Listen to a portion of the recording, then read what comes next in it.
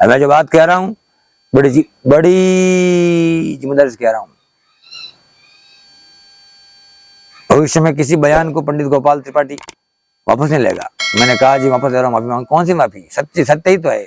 किससे माफी? सच्चाई तो है। इसलिए पुलिस को भी रिफॉर्म होना चाहिए। अगर पुलिस को अपनी पुलिसिंग करनी है लगातार तक अपना काम करना है तो पारदर्शी बनो, ईमानदार बनो, नेक बनो, निष्ठावान बनो, श्रद्धावान बनो, आस्थावान बनो, अपने कर्तव्य के प्रति निष्ठावान बनो। अपने कर्तव्य को समझो ये आराधना है, ईश्वर की आराधना है, तो ही पुलिसिंग कर पाओगे। वसूली करोगे तो कब तो चलेगी यार। इसलिए न्यायपूर्वक, परिश्रम पूर्वक दूध का दूध, पानी का पानी करने की क्षमता रखो। अरे किसी को चेक करना, ना हाथ देना करना, ये क्या तमाशा है? कई बार लोग कहते हैं कि चोर के माथे पे लिखा हुआ है। हाँ, माथे पे लिखा हुआ चोर के, पढ़ने वाला चाहिए। या तो तुम्हें बढ़ाया हुआ नहीं ट्रेनिंग में कि चोर को कैसे पहचानते हैं, या तुम पहचान नहीं चाहते हो? कोई कच्चा गुरु रहा होगा ट्रेनिंग में। चोर के माथे पे लिखा हुआ था, डायरेक्ट भाप लेता कि चोर खड़ा है, लग जाता भाई चोर है। जो नहीं भाप सकता वो आएगा पुलिस से। जो नहीं भाप सकता है वो क्या सुरक्षा करेगा, वो क्या चेक करेगा? चेक तो वैसे ही चेक निगाहों से होता है, चेक हाथ से नहीं होता है। चेक आंखों से हो जाता है। चेक आंखों से हो जाता है। चेक करने के लिए हाथ डालना, गाड़ी खोलना करना की जरूरत नहीं पड़ती, आंखों चेक होता है। जिसको आंखें चेक करना आती है वो राइट पुलिस है।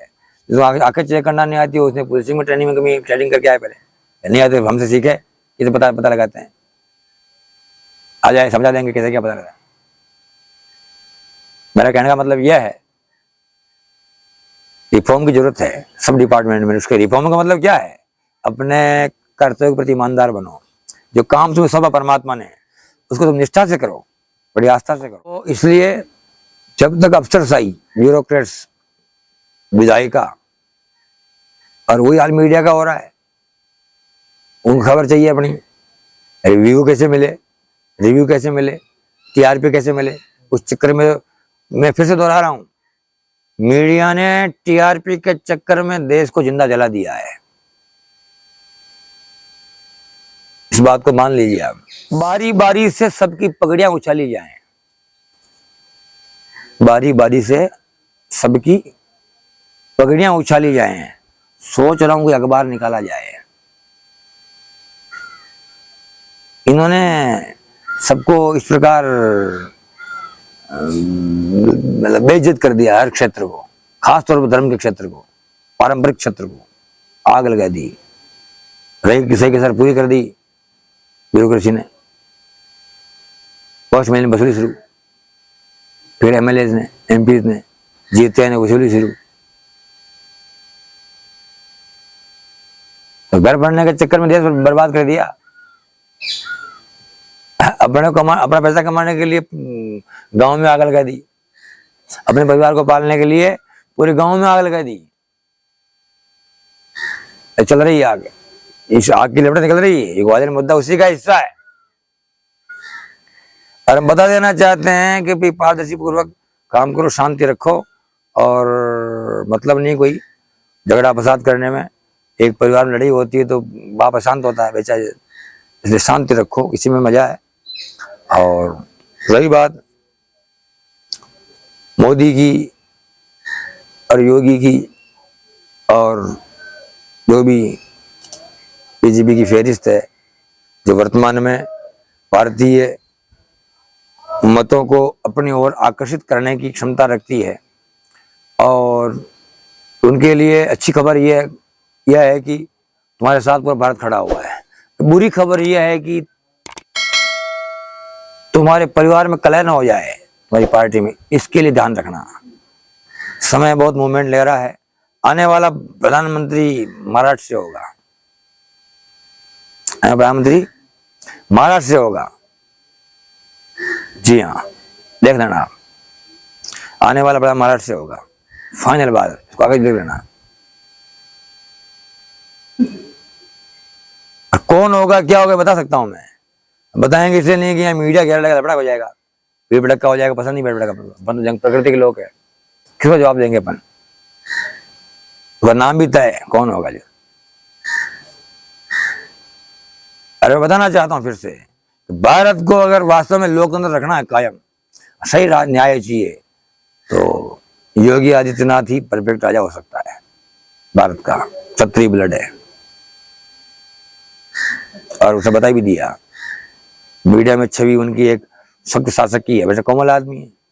क्षत्रिय भोला होता है, राजपूत भोला होता है, राजपूत भोला होता है, वो बहुत भोला। वो जब अन्याय होता तब तब तब क्रोधित होता है, बहुत शांत होता है, शांत शांत। तो शेर देखें, शेर देखें, लाइव शेर, सोनेरी शेर, शेर भोले होते हैं, शेर भोले होते हैं। सोनेरी शेर देखा ना, बब्बर शेर भोले होते हैं, आंखें उनकी बहुत सौम्य, भोले होते हैं वो। मगर जब शिकार में निकलते हैं, जब ऐसी बात हो जाती है, तब पराक्रम दिखाते हैं वो मारते हैं, तब 2 इंच तक नाखून जाती है, 2 इंच हड्डी टूट जाती है, हड्डी फ्रैक्चर होती है, जुड़ती नहीं फिर वो। शेर पंजा मार दे, हड्डी फिर जुड़ नहीं सकती, फ्रैक्चर हो जाएगी इतनी, वो इतनी जगह फ्रैक्चर होगी, मतलब वो पूरी आर पार वो शेर खराब होता है पंजा उसका। खैर, भारत में शांति हो। और ग्वालियर का मुद्दा जो हुआ है, इस पर दुर्भाग्य भारतीय राजनीति का, इस प्रकार ये तैयारियां हो रही है। और मैं फिर से कहना चाहता हूँ क्षत्रियों को, तुम तैयार रहो, तुम देवी देवताओं की आराधना में लगो।